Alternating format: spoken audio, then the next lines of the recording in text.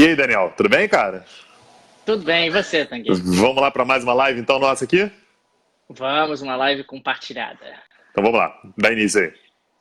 Bom, gente, bem-vindos a mais um bate-papo do Petit Jornal, mais um bate-papo semanal. Estamos aqui, eu, Daniel Souza e Tanguy Bagdadi, para repercutir um pouco os temas dessa semana, os temas palpitantes, apesar aí do Tanguy não ser uma pessoa muito atualizada, mesmo assim tentaremos, não é isso, Tanguy? Isso aí. Eu não me atualizo porque eu não gosto desse negócio de ficar se atualizando todo dia, dá muito trabalho. Ah, então está bem. O que você trouxe para a gente de pauta? Vem cá, eu tô querendo saber como é que tá esse negócio do avião. Pode comprar, quem é de fora, pode comprar aviãozinho no Brasil? Como é que tá essa história aí? Rapaz, isso é uma coisa que te preocupa, né? Porque você é um cara que viaja muito de avião, né? Você faz muitas compras nos sites aí e você fica preocupado com o preço, né? Fico preocupado, porque vai que eu preciso ir para Miami aí pra fazer alguma coisa, né? Não, mas isso não interfere, cara. O que o governo aprovou foi a MP, na realidade, uma MP do governo Temer, ainda de dezembro de 2018, que passou a permitir que empresas do setor aéreo no Brasil possam ter até 100% de capital estrangeiro. Na prática, abre o mercado para empresas de capital estrangeiro, algo que já existe em diversos outros mercados no Brasil, agora foi estendido ao mercado aeronáutico, dentro até da esteira da crise da Avianca, a percepção de que você precisaria de mais oferta, mais concorrência para tentar baixar preços e também ampliar esse mercado. Claro que continua tendo uma super restrição, que são os aeroportos, né? Se a gente pensar em aeroportos como os de São Paulo, de Congonhas e de Guarulhos particularmente, só tem vaga para voos de madrugada, praticamente, né? Ou então em horários muito ruins. No mais, essas empresas vão continuar tendo, essas entrantes vão continuar tendo dificuldade de concorrer dentro do mercado brasileiro. Mas é um avanço, é uma tentativa realmente de ampliar a oferta de voos, principalmente voos regionais, de aeroportos médios, de cidades médias brasileiras, mas ao mesmo tempo ainda temos que olhar com carinho qual vai ser o impacto efetivo dessa medida. Não é uma medida ruim, pelo contrário, é uma medida boa, vai abrir espaço para mais investimento, mais concorrência, mais oferta, e a tendência sempre é de queda, de uma maior queda de preços. Tem gente até com a expectativa de low costs vindo para o Brasil e tal, o que fica um pouco mais difícil porque teve aí um jabuti na proposta, que foi a questão da obrigatoriedade da bagagem, e isso as low costs particularmente não gostam muito. Mas uma coisa que você sempre diz, só queria que você confirmasse, é que na prática, mesmo essas empresas que são brasileiras, já têm capital estrangeiro, né? É verdade. A legislação anterior ela permitia até 49% e todas essas empresas nacionais, entre aspas, já tinham até 49%. É interessante que a legislação ela tem realmente um quê antiquado, porque se a gente pensar numa empresa como a Azul, o controlador da Azul ele só tem a especificidade de ter nascido no Brasil, mas Uhum. ele é filho de americanos, viveu a vida toda nos Estados Unidos, mas como ele nasceu no Brasil, ele pode ter uma empresa no Brasil. Entendi. Então, isso cria sempre esse tipo de situação que, às vezes, a nacionalidade não está necessariamente relacionada a um vínculo com o país ou necessariamente relacionada a uma fidelidade com o país. Então, sim, hoje a gente já tem empresas com forte participação de capital estrangeiro, a Gol tem participação americana, a Azul tem participação americana, a Latam tem uma participação forte chilena, então não dá para dizer exatamente que é um mercado tão nacional assim, e me parece que mais concorrência é sempre algo positivo, ainda mais no Brasil, que é um país que tem um histórico de restrição à concorrência e de ojeriza à concorrência muito forte. Beleza. Outra pauta que eu queria trazer hoje, cara, é uma história de superação, de resiliência, de manutenção dos seus objetivos e de você não desistir daquilo que você deseja para sua vida. E sobre Certo. isso, eu acho que a gente tem que falar sobre a Theresa May, que já tentou passar 3 vezes o plano dela de Brexit. Nas 3 vezes ela fracassou e ela vai tentar de novo. Aí você pode perguntar, não, mas ela mudou completamente o projeto, né? Agora é outro. Ela vai tentar outra parada. E não, assim, ela está tentando basicamente o mesmo projeto, ela mudou um pouquinho mais, né? Deu uma ajustadinha, né? Deu uma polidinha no projeto e tal, mas é basicamente a mesma coisa. Tenta agradar principalmente aqueles que gostariam da permanência do Reino Unido na União Europeia, então garante um nível um pouco mais alto de integração com o bloco europeu e um impacto econômico um pouquinho menor e tal. Só que, naturalmente, você desagrada exatamente a base do partido dela, né, que são os conservadores. Então, assim, é quase certo que ela vai perder mais uma vez. E aí eu tenho mais uma história de superação e resiliência, que é quem aposta contra a Theresa May. Eu acho que aqui no Petit Jornal mesmo, ele já apostou contra ela algumas vezes. Falou assim, olha, agora não tem como, agora ela vai cair. E ela se mantém lá. Então, assim, na visão dela, ela, por exemplo, na verdade, o governo garantiu que quando Donald Trump fizer uma visita a Londres, isso vai acontecer no início de junho, ela ainda vai ser primeiro-ministra. Então, pelo menos 10 dias, ela garante que ela vai ter. Agora, a questão é que o governo dela está realmente se dissolvendo. Ontem a gente teve, por exemplo, a renúncia da Andrea Leadsom, que é líder do governo no parlamento, que é uma defensora do Brexit. Ela renunciou. Havia ontem a expectativa de que talvez a Theresa May pudesse renunciar, né? Isso circulou essa informação ontem. Na verdade, no Reino Unido já está se pensando quem vai ser o sucessor. Assim, o governo da Theresa May, na prática, ele já não tem mais, já acabou. Estão pensando quem é o sucessor. Só ela que não foi informada ainda. Ela se mantém no poder lá, ela pretende se manter. Agora, o fato de a líder do governo no parlamento, né, na Câmara dos Comuns, que é uma defensora ardorosa do Brexit, renunciar é mais um indício, um enfraquecimento bastante grande do governo dela. E outra coisa, essa parte talvez você possa até comentar um pouco mais, mas os principais bancos começaram a aumentar a aposta de que vai ter um Brexit sem acordo. Porque, de fato, o tempo está passando, a gente não faz a menor ideia de quem vai ser o próximo primeiro-ministro, quando é que vai ter um novo primeiro-ministro, quando é que vai ser desenvolvido um novo plano. Lembrando que a Theresa May está com essa tarefa há mais de 2 anos, né, desde junho de 2016, que o Brexit foi aprovado, até agora a gente não conseguiu grandes avanços. Então a tendência é que, de fato, até outubro, que é quando vence o novo prazo, é muito difícil imaginar que a gente tenha um novo acordo sendo formulado e aprovado. A aposta que os bancos estão fazendo na realidade é que não vai ser conseguido nenhum acordo dentro do parlamento, inclusive um acordo para um novo referendo ou qualquer coisa nesse sentido. Eles estão apostando que o negócio desandou mesmo dentro do parlamento. E se desandou, se não há qualquer possibilidade de retorno à União Europeia, não há possibilidade de sair, porque você não consegue construir um acordo, então sair com um acordo, se não há possibilidade de um novo referendo, o que vai acabar acontecendo, essa é a aposta, é que a União Europeia em algum momento vai perder a paciência e vai acabar acontecendo um hard Brexit. É por isso que você tem tido o crescimento dessas apostas. Então, eu não sei até que ponto você teria aí a chance de um novo referendo. Você chegou a falar sobre isso num outro dia, que poderia ser uma possibilidade, não é isso? A Theresa May abriu essa possibilidade. Nesse novo plano que ela vai tentar passar e que não vai passar, ela abriu a possibilidade de um novo referendo. Então, isso é uma carta que voltou para a mesa. Ela sempre tinha negado, assim, ela sempre falou que não faz sentido novo referendo, a população já deu o seu voto, já deu sua palavra e tal, e, portanto, vai ser aprovado. E aí, tem mais uma coisa que tem que ser acrescentada. Nesses dias agora, na verdade, hoje, até 9 da noite, no horário britânico, estão acontecendo as eleições parlamentares europeias. E quem está dando um banho de voto é exatamente o partido do Brexit. Né? E isso é muito curioso, porque você tem uma relação meio esquizofrênica de quem quer Brexit e quem não quer. Me parece que realmente o país está rachado nesse ponto.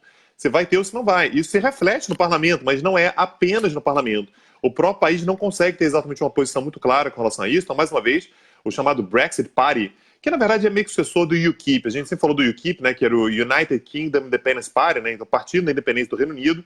Ele deu uma esvaziada e o próprio líder, que é o Nigel Farage, criou um outro partido, que é o Brexit Party, então o Partido do Brexit. E esse partido ele deve ter uma representação grande dentro da União Europeia, o que é muito doido, né, dentro do Parlamento Europeu. Então, o partido é um partido que tem representação dentro da União Europeia, defendendo que nós devemos sair da União Europeia. Perfeito, isso aí. É mais ou menos como na época do Império no Brasil, você ter o Partido Republicano Paulista. Exatamente. É como se você tivesse um partido monarquista dentro do Parlamento brasileiro agora. Tá? Então, assim, é uma situação que... o ponto é, às vezes você tem algumas crises, você fala assim, o caminho vai ser esse, né? Porque não tem muita escolha. Dessa vez eu não faço a menor ideia do que pode acontecer, quais são as possibilidades. É por isso que os bancos têm apostado cada vez mais que talvez o hard Brexit seja a solução, porque o tempo vai passando e a paciência vai se esgotando. E essa paciência, principalmente na União Europeia, que está querendo virar essa página o quanto antes, realmente a tendência é que se esgote mais rapidamente ainda. Rapaz, muita gente aqui perguntando sobre as aéreas, se o preço das passagens vai cair. Olha, em tese, com mais concorrência, há espaço para as passagens cair, mas para caírem, o preço das passagens cair. Mas quando a gente está falando de Brasil, entra aquele aspecto que eu mencionei mais cedo, que é a restrição dos aeroportos. Quer dizer, não adianta você ter uma nova companhia se a companhia não tem espaço para voar num determinado aeroporto, aí a concorrência acaba não aumentando. Vamos ver o que vai acontecer em relação a isso, mas em tese, é sempre bom ter mais empresas do que ter menos empresas. E vem cá, e o COAF? Ficou com o Justiça? Ficou com o Ministério da Economia? Como é que ficou o lance do COAF aí? Você sabe o que é o COAF, Tanguy Não Bagdadi? faço a menor ideia. Não Menor ideia. sabe? Não. O O COAF COAF, eu sei cara, que é quem olha a conta bancária dos outros, é isso?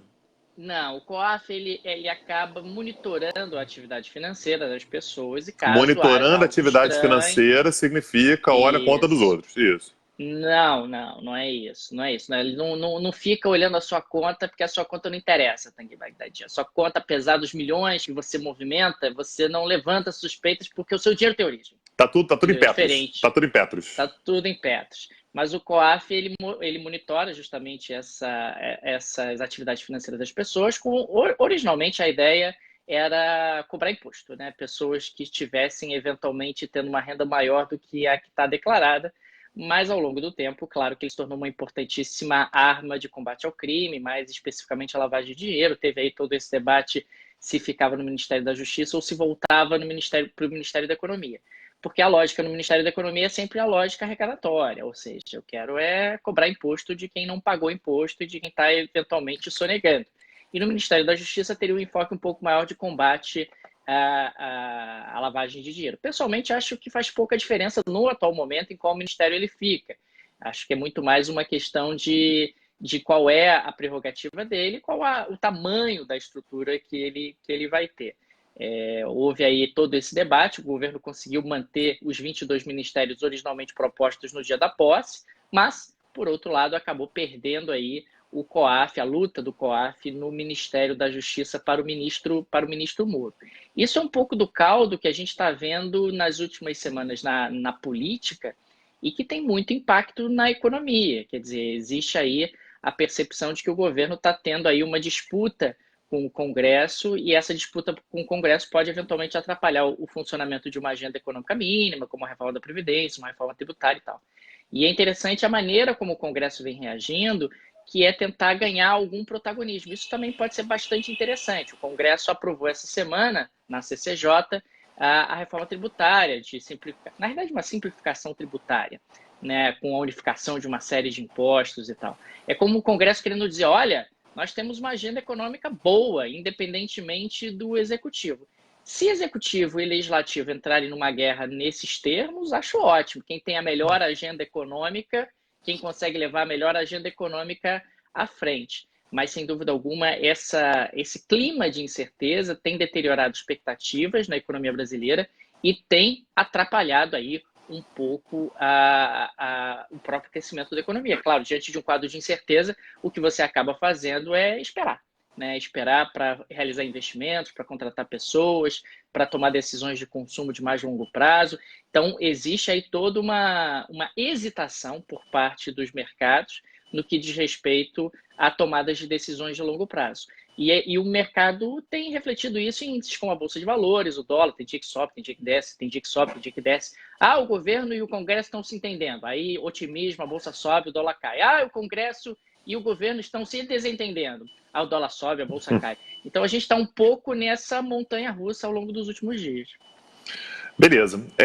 E outra pauta que eu acho importante aqui, cara, é que um senador americano de Connecticut, um cara chamado Chris Murphy. Fala Connecticut de novo. Fala Connecticut. Connecticut. Não, falou errado. Como é que é Connecticut? Então, beleza. Connecticut. Ele denunciou, na verdade, ele antecipou. Só um detalhe, Connecticut é aquele estado minúsculo dos ricos perto de Nova York, não é isso? Isso. Então você mora em Connecticut e você trabalha, você ganha dinheiro de fato em Nova York. Você atravessa basicamente uma ponte. Para o norte, você vai para Connecticut. Exatamente.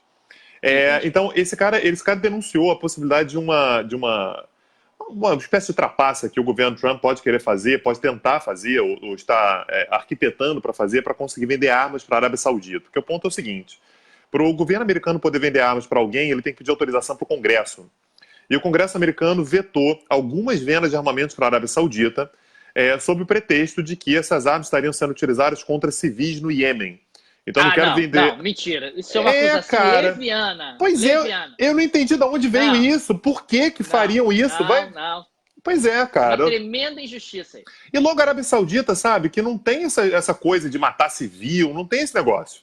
Mas aí o Um regime Congresso, democrático. A um Arábia Saudita é uma regime, democracia? super democracia, uma democracia que tem, na verdade, Deus no coração, inclusive, né? Democracia absolutista, né? É, a democracia absolutista. É assim, é reunindo todas as opiniões da mesma pessoa, né? Aí você pesa Entendi. todas elas e você toma a decisão. Então o Rapaz, Congresso... mas eu queria ter um país para chamar de meu, tipo a família Saúde, né? Arábia dos Saúdes, Arábia Saudita. Eu queria ter um país para chamar com o nome da minha família. Assim. Como é que você ia chamar o nome do seu Legal, país? cara. É o Souzalândia. Souzalândia? É, pensa melhor, Souzalândia. ficou feio. Mas depois você pensa, Ficou depois você feio? pensa. É, ficou feio. Tá bom. Mas o que o governo americano está ensaiando é a possibilidade de dizer que, uma vez que o Irã se tornou uma ameaça maior do que aquela que vinha sendo antes, a venda de armas para a Arábia Saudita pode ter se tornado uma questão de segurança nacional e de segurança internacional. Então, dessa maneira, você teria uma brecha para vender armas para a Arábia Saudita sem passar pelo Congresso necessariamente. Naturalmente, ele antecipou isso porque ele deve ter alguma informação de que isso pode vir a acontecer. Quando você joga na imprensa, a tendência é que isso se torne mais custoso, né? Não vai ser aquele negócio feito por debaixo dos panos. Mas eu acho que é importante a gente dar uma olhada para isso, porque muitas vezes aspectos internacionais podem ser utilizados para justificar até pautas domésticas. É uma pauta doméstica vender armas dos Estados Unidos, vender para a Arábia Saudita. Você tem uma questão do lobby armamentista, você tem uma questão daqueles que querem isolar cada vez mais o Irã e tal. Então, utilizando o Irã como uma ameaça, colocando o Irã, de fato, a tensão com o Irã num patamar bastante elevado, você consegue avançar uma pauta que vinha sendo travada, uma pauta do Executivo que vinha sendo travado pelo Congresso. Então, também a observar ao longo dos próximos dias. E uma última pauta que eu tenho aqui, depois se você tiver mais alguma a gente traz a pauta à tona também, é que está acontecendo desde ontem a contagem dos votos na Índia. Só para deixar claro... Rapaz, contagem nos votos na Índia deve demorar, hein? Você imagina a quantidade de votos. A gente está falando sobre um eleitorado de 900 milhões de pessoas. Só para comparar, a maior gente... democracia do mundo, né? É uma democracia do mundo. O Brasil tem 200 milhões de habitantes, né? São 209, 208 milhões de habitantes. Se eu pegar o eleitorado brasileiro, deve dar 140, 150 milhões de pessoas. A gente está falando sobre um eleitorado que é 6 vezes o eleitorado brasileiro. Uma eleição que acontece em diversas fases e tal. Então, mas a princípio, pelas prévias, parece que o governo vai conseguir se reeleger, que é o governo do Narendra Modi, que é um nacionalista. Ele tinha... Na última legislatura, né, ele é primeiro-ministro, né, então ele tinha 282 cadeiras, né, 282 deputados, num total de 542, perdão, ele tinha 282 e ele precisa de 272. É provável que ele suba de 282 para 300, então ele vai aumentar bastante a maioria dele. Você imagina que esse é um nível de popularidade em termos absolutos que é inacreditável. Você conseguir passar de 282 para 300 deputados num país com 900 milhões de habitantes, 900 milhões de eleitores, né? Mais de 1 bilhão de habitantes, mas 900 milhões de eleitores, é impressionante. E quando a gente fala sobre esses números indianos, é importante lembrar que, em breve, as pessoas vão aprender sobre a maior população do mundo um pouco diferente do que eu e você aprendemos, Daniel. Desde cedo a gente sempre aprendeu que a China tem a maior população. A tendência é que a população indiana ultrapasse a chinesa daqui a alguns anos. A tendência é que daqui a entre 5 e 10 anos, a população indiana já será maior do que a população chinesa. Que, aliás, isso é um projeto do governo indiano já há algum tempo, de ter a maior população do mundo. Eu, pelo menos, já ouço há bastante tempo esse desejo do governo indiano de ter a maior população do mundo, ultrapassando aí a China. E a China, em contrapartida, teve aí durante muito tempo a lei do filho único, teve restrições para o crescimento populacional. E, então, me parece que é natural essa ultrapassagem. Né? E a China vem flexibilizando, né? Ao longo dos últimos anos, ela vem estudando uma flexibilização cada vez mais agressiva da política do filho único. Então, a tendência, de fato, é que a gente volte a ter populações crescendo muito, sobretudo se a população chinesa voltar a crescer uma taxa razoável. Lembrando que quando a gente fala sobre taxa de crescimento populacional, a gente está falando em percentual. Então, o fato de uma população chinesa, por exemplo, crescer poucos por cento, significa um crescimento em termos absolutos que é inacreditável. Enorme, claro. Em termos de quantidade de pessoas que nascem por ano, de aumento da população chinesa, que impacta, inclusive, o tamanho da população mundial. A gente está falando sobre, se a gente for somar esses dois países, a gente está falando sobre uma população de 1,3, né, dá 2,6 bilhões de pessoas, né? Uma população mundial de 7, a gente está falando sobre 1/3 da população mundial está somente nesses dois países. É algo semelhante em termos de percentual e valores absolutos, acontece com o PIB, né? Quando você tem Sim. um crescimento de 3% do PIB americano, como está acontecendo agora, 3% sobre 19 trilhões de dólares, né? E já o Brasil crescendo um pouco mais de 1%, é pouco mais de 1% sobre 2 trilhões Uhum. de dólares. Então, o montante de geração de riqueza na economia americana acaba sendo brutalmente superior ao que está acontecendo no Brasil. E isso torna também impressionante quando a gente lê que a China está crescendo de forma meio decepcionada, mas a China está crescendo a 6,5%, 7%. Você imagina 6,5%, 7% em É. cima de uma economia que já tem hoje o quê? 11 tri, Por aproximadamente, volta de de PIB? entre 11 e 12 tri, entre É, 11 e 12 trilhões de dólares. você imagina um crescimento de 6% em cima disso, é algo realmente muito impressionante. Maravilha, acho que é isso, né? É isso. Vem cá, quem quiser apoiar o Petit Jornal, como é que faz? apoia.se/PT. E aí pode contribuir com quanto quiser. Queria agradecer muito aos nossos apoiadores, né, que dão todo apoio, dão força, vão com a gente, né, nos nossos projetos e tudo. E se você não é apoiador ainda, acessa lá apoia.se/petit. Um abraço e até a próxima. Até.